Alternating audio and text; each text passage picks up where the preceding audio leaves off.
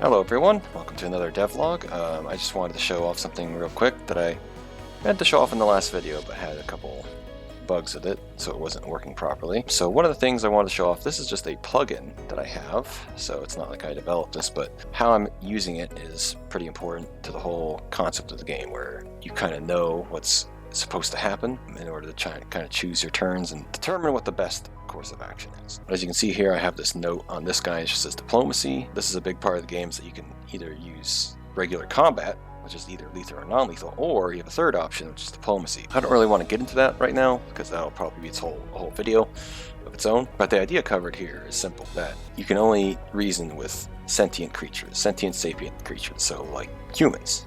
So dogs obviously can't be reasoned with, so you have to fight them.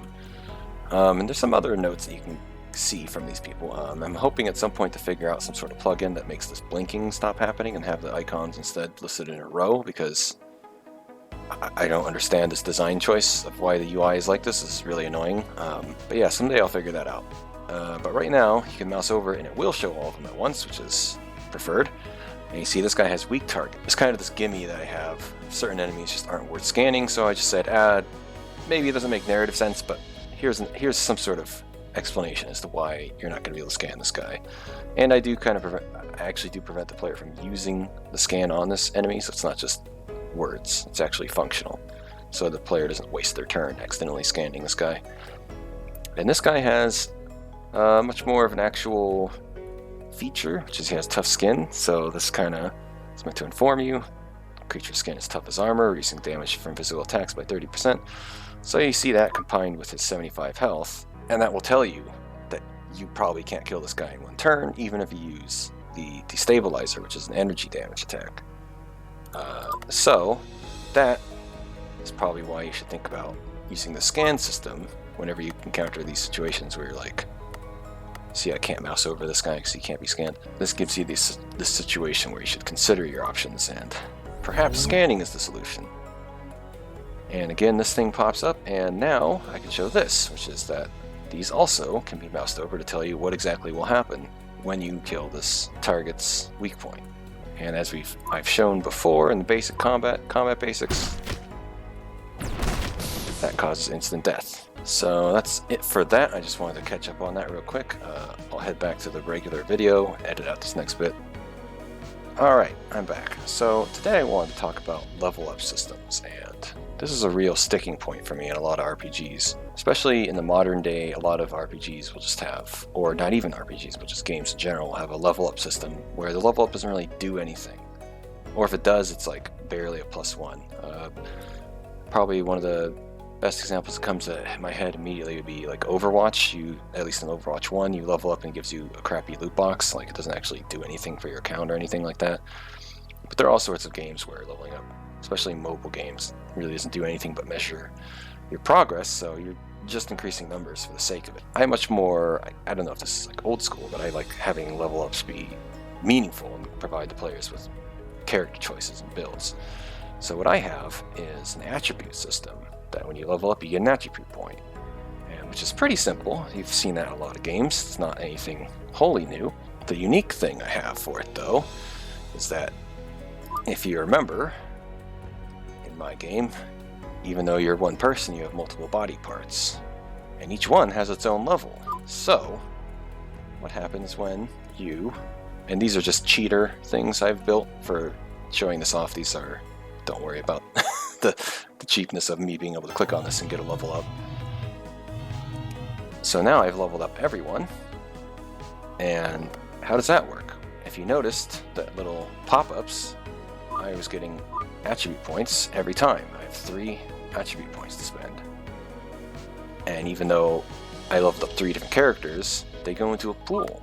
So you can actually spend all of them on the same person, and then, not spend them on this person because they're gone, they're out of the pool. So this kind of gives you this, like, it's different from job points. The way this plugin usually works is job points, and the job points are assigned to the person who leveled up, so they can only spend them on that person. Since I made it an item, and everyone can use that item, you can just spend that point on anyone at any point. I can refund those, go to this person, and there you go. Now that person has level 3. So it definitely kind of gives it a little bit of a unique twist. on the idea of leveling up, and gives you a different pace for gaining levels as well. So what do these attributes do for your character?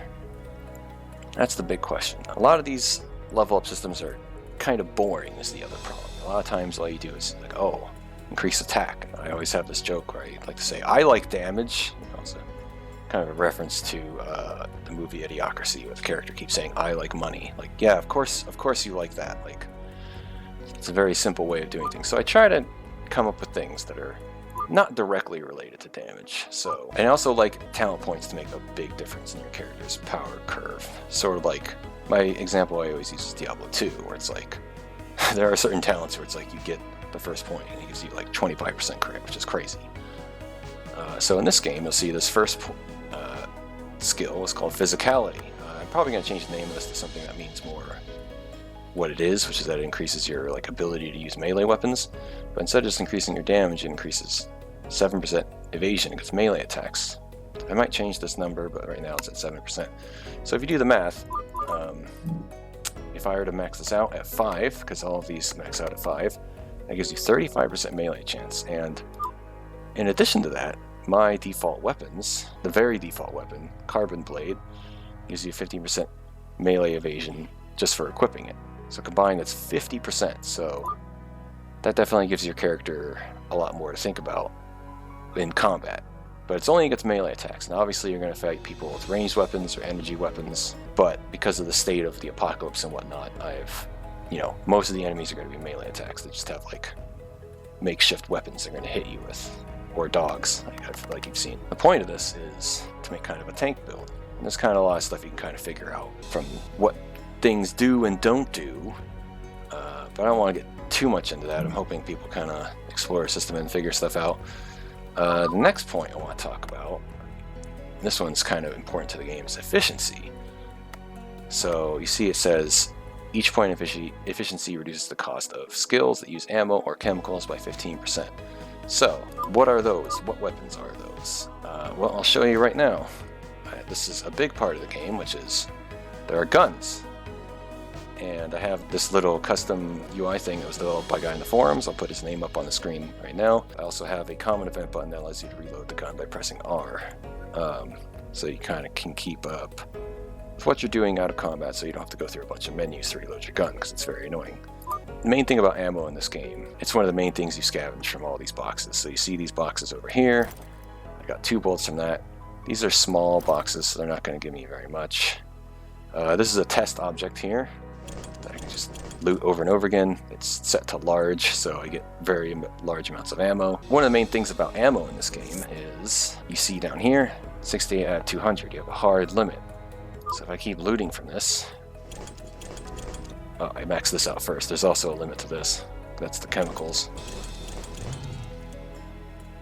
So you see there. Now I'm at 200, and if I keep trying to loot it, it maxes out, and it gives you an error message. So this is basically to encourage the player to spend their ammo. Now obviously, the player isn't always going to use guns depending on their build. The gun takes up your weapon slot, which could also be a melee weapon or something. The other use of ammo in this game, as you've are thinking, like, well, it's on your main menu here, where's your money? If you know, this RPG Maker has money on the screen by default.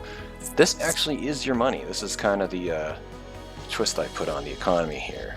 I don't want to theorize on the economic impact of a society that's using ammo, especially when there's no factories around to build more ammo, and you can spend it and run out of money.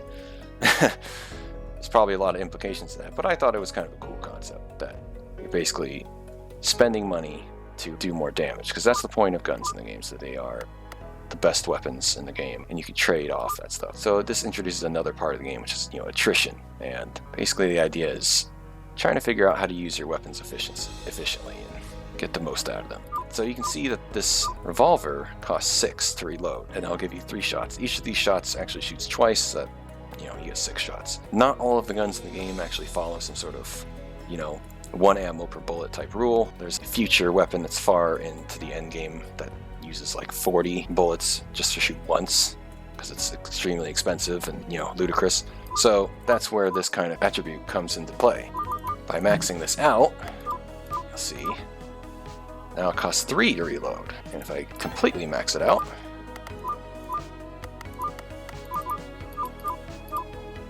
now I'm all the way down to 1. And I still get all 3 uses for using this gun. So that's a pretty big deal. So this is kind of interesting. This probably seems pretty OP. I mean, all of these are meant to feel OP. That's what I like in attribute systems. But, you know, perhaps in the future people kind of figure out how to balance money versus ammo usage. So maybe this isn't fully useful. And there's different varying levels of how much ammo a weapon uses. I also have a machine gun as one of the starting weapons, and it costs 20 to reload, and it only gets 2 uses per reload.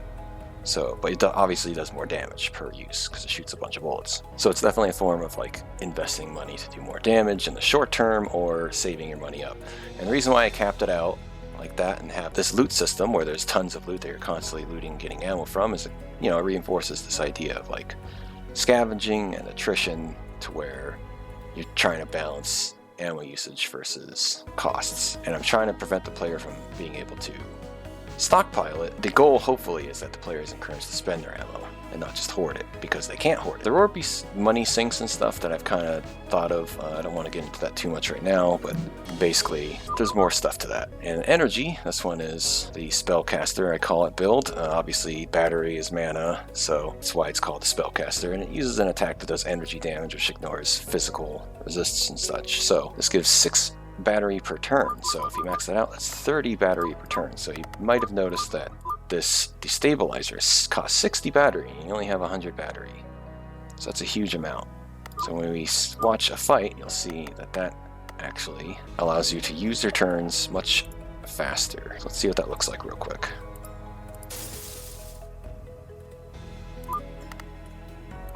So I'm just gonna laser this guy, use so much energy in the process. We'll see how that goes in the next turn. And this is something I didn't get to show off last time. Instead of doing boring old repair, let's do this. See, I didn't heal him, but I did give him an extra turn so that he can do more damage. So that's kind of the point of these guys. They don't do damage directly, but they can support you in doing more damage. And this gun, as you can see, did a lot more damage than the stabilizer. So, I don't know if you saw, but the energy regenerated on its own for 30, as I specified. So now I have 70. So now, even though I spent all my mana last turn, I can already destabilizer again. Let's get rid of this guy. And this time we don't need to take an extra turn because I want to show the regeneration again. So now you see you're back up to 40, which is not enough to use the stabilizer. But we got teammates who work together to give you what you need. Alright, let's review the last bits of attributes here. We have Charisma. Charisma is for the diplomacy system. Again, I'll probably make another video about that, but basically this is a point sink to force you to kind of commit to using diplomacy. This is pretty simple. You just need to have more charisma than the target, and as I showed before with the highlighting thing, it'll tell you if you have enough charisma or not to use diplomacy moves on them. And then the last one and most obvious concept is critical hit rate. Everyone loves crit, right? The main balance I have around this is that not everything can crit. Diplomacy can't crit and the stabilizer can't crit. I only do 50% more damage than normal. If you see my videos, I always complain about the triple damage crits of default RPG Maker, because obviously if you've seen these fights, they're very 1 and 2 turn, like, to defeat guys. So having the ability to do a random crit is just, that does triple damage, it's just like, it makes the game too wildly volatile. Like, you just one-shot bosses. So 50% is more than enough to defeat enemies in this game, to like either one less turn or just one-shot people. It's definitely a big boost. And again, the numbers are pretty big. Like, your default crit is 10%, as you see here. And each one of these gives 5%, so that bumps you up to 35% just equipping this. And there'll be more items that you can equip that increase crit depending on the piece of equipment used. And real quick, obviously these guys have their own skills as well. Not as many because, you know, like, one of the things I love about this concept of multiple party members, but this guy's like the real party member, is that I can kind of front load him as like the main character, give him all the cool toys. But these guys are still useful. Obviously, she has energy. She also has RAM, which I'm not going to get into her deep dive of her skills, but basically this just improves some of them to be kind of OP. I'm interested to see how people use these guys. And this guy just has 2 overlap skills. He has efficiency. He doesn't use ammo as much. He uses chemicals. And he has energy, of course, because his repair uses battery. And if you noticed, his skill that I was using that gives the extra turn costs chemicals, and you can only hold 20 chemicals at a time, but you can get them, renew them in the field, and this costs 5. So you can burn through these pretty fast if you're just spamming extra turns. You can also get them back pretty fast in the field, but if you want it to be really spammy, you could do this. And now, oh, 2, that's incorrect. Well, I need to fix the math on this. It's supposed to reduce it to 1. Whoops. Anyway, once the cost is reduced down to 1, then you can pretty much just use adrenaline all day. You're always going to be able to find more adrenaline before you run out. And you'll notice he also has these other skills where he can craft grenade and stuff. So there's definitely like different builds and stuff where you can kind of boost these guys up instead of the main guy and kind of bounce off of each other. Alright, I think that's all I'm going to cover for today. Thanks for watching.